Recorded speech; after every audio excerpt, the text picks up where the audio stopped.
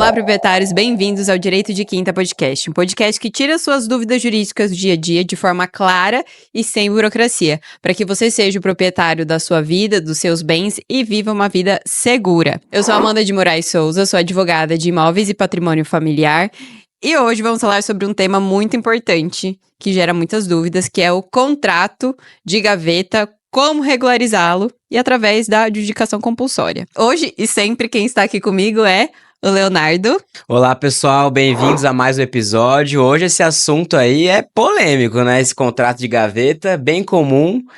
E vamos destrinchar esse assunto aí, que tem muita coisa para falar sobre esse assunto, né?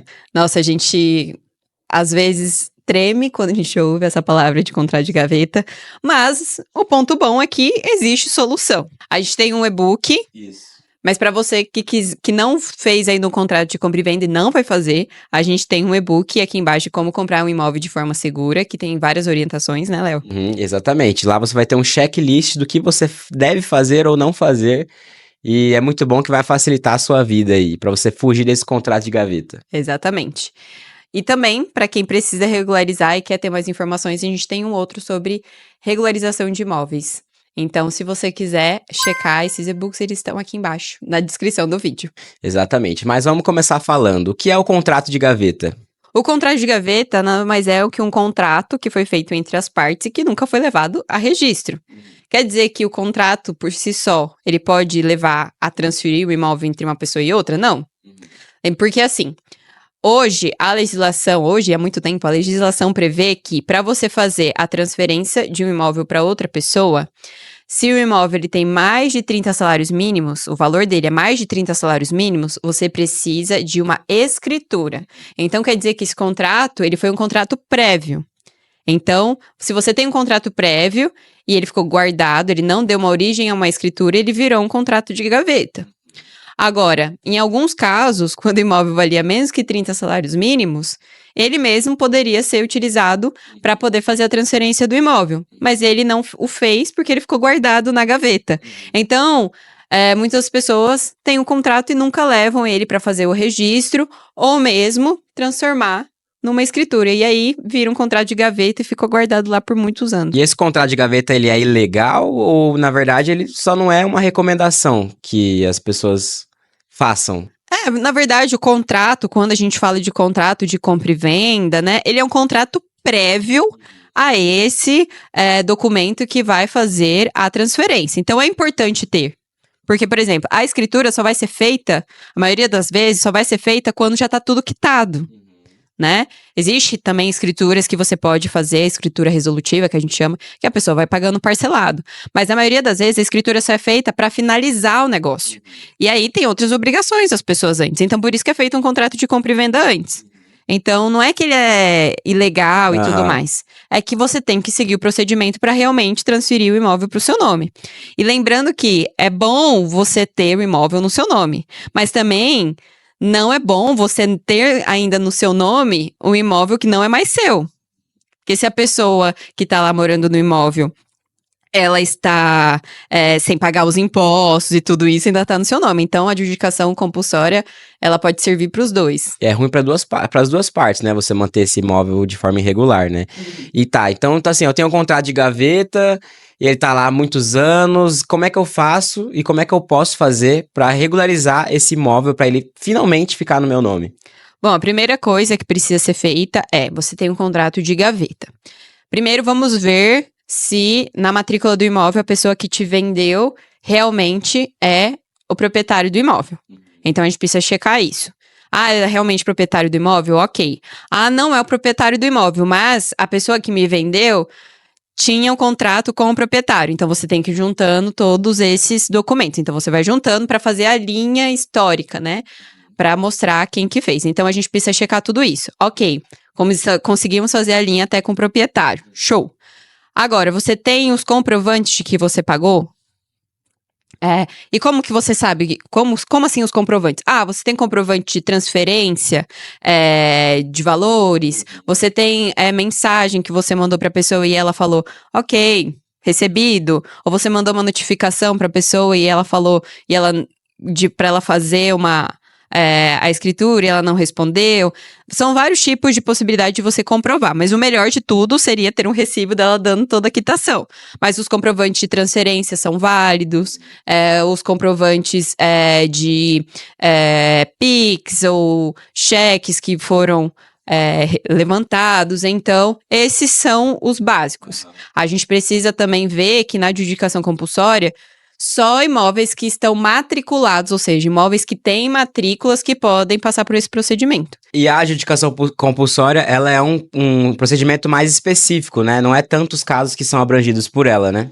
Infelizmente não. É bem específico pro caso que a pessoa tem um contrato de gaveta, ou mesmo ela tem essas cessões de direitos, né? Que pessoas foram vendendo, mas tem uma ligação com o proprietário e tem os comprovantes de pagamento, quitação, recibo, essas coisas. Uhum. Mas o que é o importante? Nesses casos, normalmente da adjudicação compulsória, é porque o contrato de gaveta ficou tanto tempo na gaveta, Uhum. que às vezes a pessoa perdeu o contato com o proprietário, para a pessoa que vendeu com ela, não tem noção de onde o proprietário tá.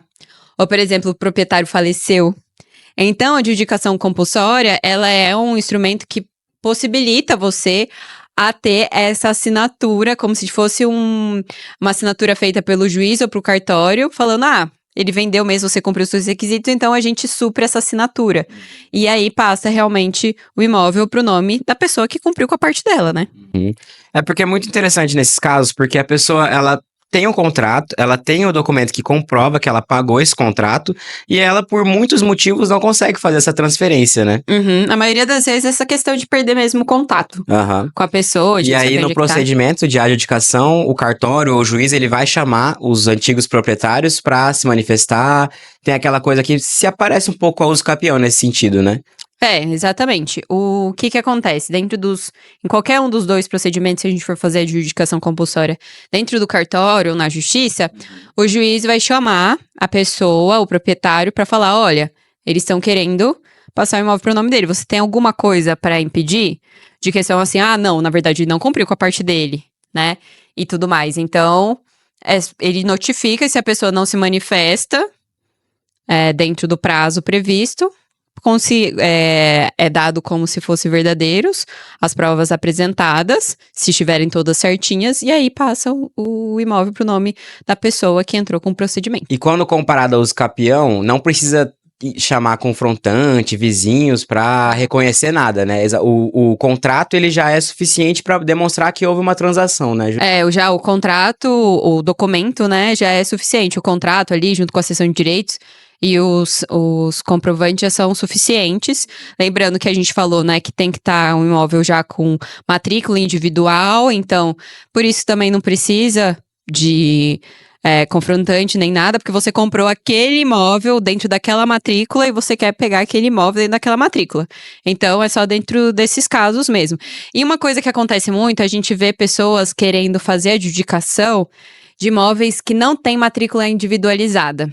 Por exemplo, a gente conhece um caso que é de um condomínio que a incorporadora faliu.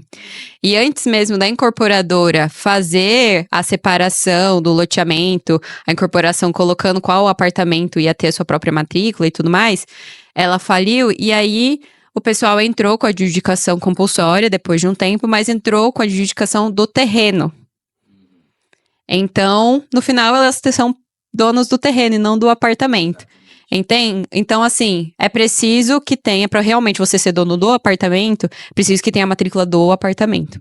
Por isso que tem que ser a matrícula individualizada. Acontecia muito isso mais antigamente dentro da justiça, por isso que tem gente que fala assim, mas eu entrei e não deu certo para registrar. Porque na hora que chega no registro, tem essa questão de encontrar a matrícula própria. Aí o cartório requer alguns pontos. Então tem que ser bem cuidado pelo advogado, e às vezes o juiz só vê os requisitos ali e não presta atenção na parte que vai ser levada ao cartório. Uhum. Entendi. Vamos supor que a pessoa que vendeu esse imóvel, ela faleceu. E aí os herdeiros não querem assinar, não querem, ou até perder o contato. Nesse caso, a adjudicação ela também serve para esse tipo de situação? Serve sim. Isso porque quem vai ser intimado realmente vão ser os herdeiros. Os herdeiros. Né, vão ser notificados. Então, vão ser notificados os herdeiros, e aí o inventariante, no nome da pessoa do inventariante, se tiver um inventariante. Se não, vai ser a pessoa que é colocada como inventariante pela lei, ou seja, se a pessoa que faleceu tinha um cônjuge ou um companheiro, pela lei coloca que essa pessoa que seria o inventariante, né, o administrador de bens. Então, essa pessoa que vai ser notificada. Às vezes, é fácil de encontrar o documento onde é que tá essa pessoa? Não é fácil. Mas tanto a justiça quanto o cartório têm a possibilidade de fazer essa busca, né? De encontrar onde estão essas pessoas dentro da Receita Federal, de órgãos de água, luz e tudo mais, se você souber onde é que ela tá dentro da cidade. Então, vai ficando mais fácil. Então, assim, de maneira mais simplificada, se você tem um contrato e tem o termo de quitação, provavelmente você pode pedir a adjudicação compulsória. É Exato. lógico, se atendendo ao que você falou da matrícula, que tem que estar individualizada. O né? contrato tem que ter algumas particularidades bem ali, mas em regra a maioria deles tem.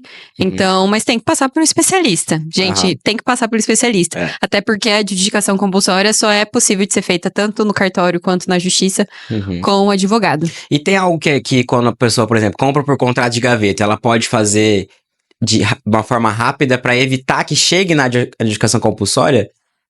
Sim, fazer ou o registro de forma mais rápida possível, ou fazer a escritura o mais rápido possível. Esse é o ponto. É esse que é o negócio. Às vezes a pessoa não faz imediatamente, fala, daqui a pouco eu faço, aí passa anos e anos e ela não consegue depois mais ter o contato com a pessoa e tudo mais, e aí acaba caindo nesse caso. Exatamente. Né? E assim, em relação aos impostos, porque ao contrário da uso capião, na adjudicação, quando você consegue lá a adjudicação compulsória, você tem que efetuar um pagamento, né, de alguma coisa assim, né? É o ITBI, que você pagaria se você estivesse fazendo a escritura normal. O ITBI é o Imposto de Transmissão de Bens Imóveis. Então, se você tivesse feito tudo certinho na época, que seria fazer o contrato, depois fazer a escritura, você teria que pagar o ITBI, que é um imposto de transmissão para poder registrar no seu nome. Na adjudicação, a única coisa que vai ser suprida vai ser a assinatura da pessoa para a escritura. Então, a carta de adjudicação vai ser como se fosse a escritura. Então, você tem que pagar o ITBI de qualquer forma para fazer o registro.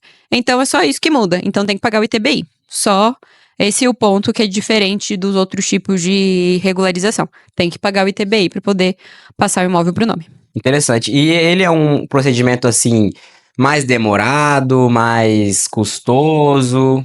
O que você fala sobre isso? Não, ele é um procedimento, como ele tem os documentos bem específicos, ele não é um procedimento que costuma ser demorado, embora tudo que vá para a justiça seja demorado. A parte que pode ser mais complicada seja a parte de encontrar o antigo proprietário para poder fazer a notificação. Tá? Ah, mas a Amanda não conseguiu encontrar, ninguém sabe onde que tá esse proprietário, a gente já foi para todo lugar, o juiz já procurou, vai fazer a citação por edital, tá? Então, assim, ninguém sabe, desapareceu mesmo, não tem nenhum rastro, porque, gente, tem gente que não tem rastro. Tem. É impressionante. Nos dias de hoje, tem gente que não tem nenhum rastro. A gente até faz, assim, uma pesquisa prévia aqui no escritório pra ver se encontra essa pessoa, né, por sistemas de localização. E às vezes não acha nada. Não tem nada sobre a pessoa. E a gente tem casos aqui no escritório que nem os filhos têm a mínima noção de onde a pessoa tá. Exatamente. É impressionante. E você vê que acontece mesmo, ainda bem que tem esse tipo de procedimento que pode, né, auxiliar nesses casos, até porque senão uma maioria dos imóveis que já são irregulares continuariam sendo irregulares, né? Aí faz a citação da família, por exemplo, se a pessoa falecida é por edital, ou da pessoa mesmo, ou quando é empresa, a empresa faliu por edital, faz por edital, dá o prazo, que aí é um prazo mais longo, por isso que a gente fala que essa parte é mais demorada. E aí, dando prazo, ninguém se manifestou, aí vai para análise do cartório do juiz, se tem mesmo os requisitos, aí vai fazer a transferência. Então, e naquele seu vídeo lá que você até comentou no episódio 1, que viralizou, né? Mais de quase 3 milhões de visualizações, né? Não, 2 milhões. 2 milhões e meio? Quase 3, é isso aí. Você fala sobre isso, né? E é até interessante que o vídeo, ele bombou, viralizou, e aí você também teve essa noção de que, nossa, acontece com muita gente isso, né? Acontece com muita gente. Porque, infelizmente, nem todo mundo tem noção do qual é o procedimento. A gente passa num momento que só o fato de dar as chaves para a pessoa e ela entrar ou ela ter qualquer documento, ela já acredita que aquilo ali já é o suficiente. Mas a legislação requer outros instrumentos para poder transferir o imóvel para o nome. E a gente vê muito isso. A gente vê casos ainda que a pessoa fala bem assim, não, tudo bem, eu posso assinar. A pessoa até tem um contato com as pessoas, com os proprietários, e os proprietários chegam e falam assim, não, tudo bem, eu assino a escritura se me der 10 mil reais. Existe muito isso, e isso é totalmente legal. Então, e ainda tem donos de construtora que fazem isso e vão ganhando dinheiro por cada uma das pessoas que vão... Elas querem muito passar o imóvel pro nome, mas já é direito delas, né? Então, é complicado, mas acontece muito. A gente tem dados, né, que 50% dos imóveis do Brasil são irregulares. E ainda tem aquela questão, né? Que fala assim, mas e se a pessoa perder um deles? Se ela não tem o contrato mais? Se ela perdeu... Já chegou o caso aqui, da pessoa, era 37 parcelas que ela tinha que pagar. Tinha 36. Existem, quando a gente tá falando do procedimento extrajudicial, até no judicial também, por conta de jurisprudências, no extrajudicial existem várias formas de você mostrar a quitação. Tanto mensagem que você mandou pra pessoa e ela falou, não, tá tudo bem. Ou você mandou uma notificação pra essa pessoa pedindo pra ela fazer a escritura e ela não respondeu. Ou os comprovantes, outras coisas. Tem vários tipos de documentos ou fatos que podem ser dados como quitação. Então, às vezes não tem exatamente a quitação de tudo. Todos os documentos, todos os recibos. Mas a gente pode ir atrás de ter outras possibilidades. Mas mesmo assim, não tem. Não tem, a gente vai para a querida... Uso capião. E a pergunta, assim, que a gente sempre tem que falar, né? Que é muito legal, que hoje em dia você pode fazer tanto na justiça quanto no cartório. E aí aquela pergunta, mais uma vez, você tem uma preferência? Tem algum que é mais fácil, algum que é mais rápido? No cartório, você tem que ter todos os documentos exatamente do jeito que tá ali na lista para o cartório reconhecer. Se não tem, ele não vai aceitar. Agora, se você precisa se você precisa mostrar uma prova específica, de criar provas específicas, por exemplo, eu tenho uma testemunha, que lembrando, testemunha não pode ser amigo próximo ou familiar. Tem uma testemunha, um dono do supermercado ali próximo viu entregando dinheiro para ele. Então, ele vai ser minha testemunha, eu posso chamar. Então, você precisa que o juiz ouça ali e ele vai aceitar essa prova como testemunhal, pode utilizar como recibo de quitação. Então, assim, a gente, para produzir provas, quando você não tem todos os documentos ali perfeitos, é melhor entrar no judicial, né? Mas ele é mais demorado. E outra coisa, a gente sabe que no cartório é mais difícil da gente conseguir gratuidade judiciária ali. Tá? Então, ele é mais caro. Mas ele é mais rápido. Como você fala, né? O cartório, ele pega a documentação e ele faz um reconhecimento, né? Do que aconteceu, de que a transação foi feita nos termos da lei, né? E a justiça, ela serve para você produzir provas, para você mostrar mais o que aconteceu de um outro ângulo, né? Isso que é interessante. Então, tudo isso vai ser analisado caso a caso, junto com o especialista que trabalha com isso. Então, então eu já decidi qual que vai ser, eu vou fazer o extrajudicial. Às vezes o extrajudicial não vai ser para você, não vai ser para o seu caso. Você precisaria que produzisse provas ali, ou não, ou na verdade você tá faltando algumas coisas. Então, precisa ser analisado e descobrir qual que vai ser o melhor caso para você.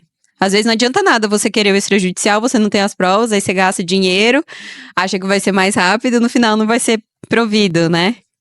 Então... Também tem até um outro caso que é interessante também, que a pessoa adquiriu o imóvel com um contrato de gaveta, tem um termo de quitação e ela não ia, o vendedor está disposto a passar a escritura e o próprio comprador não faz esse registro. Aí tem até como resolver isso, né? Quando o comprador que não quer fazer a escritura, porque lembrando, na maioria dos casos em contratos, quem paga a escritura e tudo é o comprador. E o valor de escritura, e lembrando do ITBI, não é um valor baixo, né? É uma porcentagem ali do imóvel. Normalmente pode chegar até 10% do valor do imóvel. Então, a pessoa fala, não tem dinheiro para agora. Ela só pensa no valor que ia ter que pagar para o proprietário. E o proprietário não quer ficar com... Ele já vendeu o imóvel. Já não tá nem na posse dele. Ele não quer ficar com o imóvel no nome dele, sendo que não é mais dele. Né? Sendo que ele já recebeu dinheiro. Por questões até de imposto de renda, ou mesmo se a pessoa para de pagar o IPTU tá no seu nome.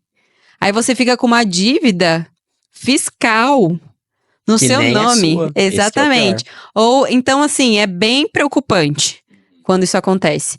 E aí existe o caso da adjudicação compulsória inversa. O caminho normal é o comprador entrar para poder suprir a assinatura do vendedor. E aí, nesse caso, o vendedor quer que o comprador passe para o nome, mas ele não quer. Então, faz ao contrário, a adjudicação compulsória inversa. É muito mais incomum esse caso, mas acontece, né? E é bom que também Acontece. tem esse reverse aí também, né?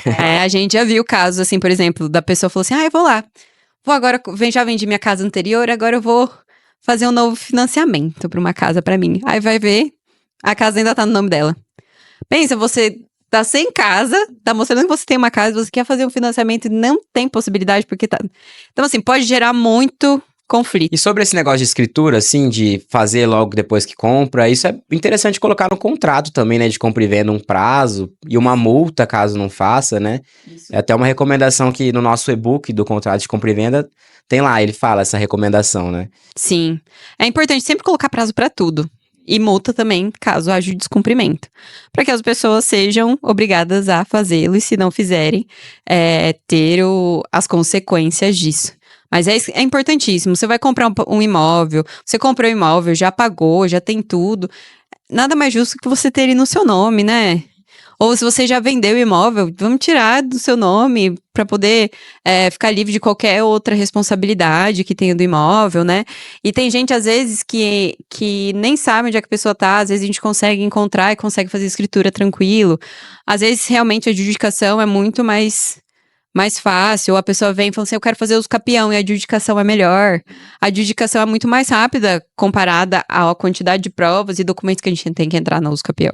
E lembrando que pode ser o cartório ou o juiz podem achar que se a gente entrar com o uso capião em vez de adjudicação, pode parecer uma fraude ao fisco. Uhum. Exatamente, Então, assim, pelo que você falou do ITBI, né? Do conta do ITBI. Mas, se você não tem todos esses documentos, mas você já tem a posse há determinados anos, pode ser que o uso capião vai ser o jeito de regularizar o seu imóvel. Então, analisando caso a caso, junto com o especialista, mostrando todos os seus documentos, é possível descobrir. E a recomendação é que você, comprando imóvel, faça a escritura o quanto antes, para não acontecer isso, né? Já aproveitar o embalo. Porque são gastos que também você pode evitar, né? Porque, como a gente fala, são procedimentos custosos, né? Que eles acontecem por eventualidades da vida, né? Que as pessoas perdem contato. Uhum. E não deixa de ser um procedimento que leva um tempo, leva toda uma junção de documentos que você precisa apresentar, né? E é um desgaste, não deixa de ser um desgaste. Mas também entra naquela posição da regularização e do investimento, né? Exatamente. Porque o imóvel irregular, como a gente sempre vem falando, está 30% menos... O imóvel irregular já perdeu no mínimo 30% do valor de mercado, só pelo fato de estar irregular. Exato. No mínimo. Tá? E sem contar que se você precisar vender para outra pessoa, essa pessoa não pode comprar por financiamento, porque ele tá irregular. Só imóveis regulares podem passar por financiamento. É um imóvel que você trabalhou, foi lá, comprou e tudo mais, e você não ter ele no seu nome, nome de outra pessoa. Então, são muitos benefícios que você tem regularizando o seu imóvel. Tanto para você, quanto para sua família, ter essa segurança é fundamental. E assim como o uso capião, a adjudicação compulsória também é um assunto que é muito complexo, né? São muitas fases, são muitos procedimentos, né? E nisso até você fala bastante no seu e-book, né? Sobre regularização de imóveis. E fala um pouquinho do e-book, que você trata nele. O nosso e-book ele é para pessoas que querem saber mais como regularizar um imóvel. Então, a gente traz os casos principais e a gente vai mostrando quais são as possibilidades. Claro que nada substitui, principalmente porque para fazer qualquer tipo de regularização você precisa de um advogado, mas é para você entender mais sobre o caso, entender o que você pode fazer, entender qual caso que você poderia entrar e poder se preparar também para quando você for procurar o profissional especializado, você saber qual que vai ser o melhor tipo para você. E onde que estão esses e-books, assim, para quem tiver interesse em acessar, o pessoal que tá acompanhando a gente? Nossos e-books, eles estão aqui na descrição.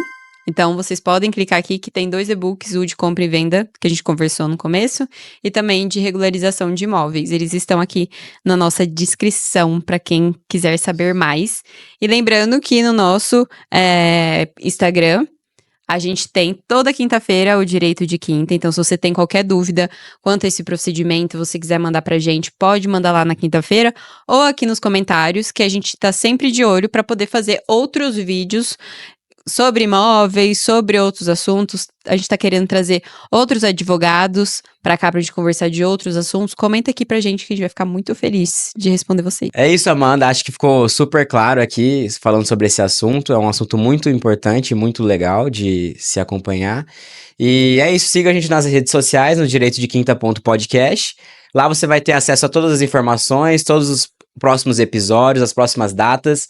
E a gente tá muito ansioso aqui pra postar os próximos episódios. Então, a cada 15 dias, na quinta-feira, porque é Direito de Quinta, tem novo episódio aqui pra vocês. Então, não deixem de seguir aqui o nosso perfil e acompanhar o Direito de Quinta, porque é feito pra vocês. É isso, pessoal. Obrigado por assistirem mais um episódio de Direito de Quinta e até a próxima. Até mais, tchau!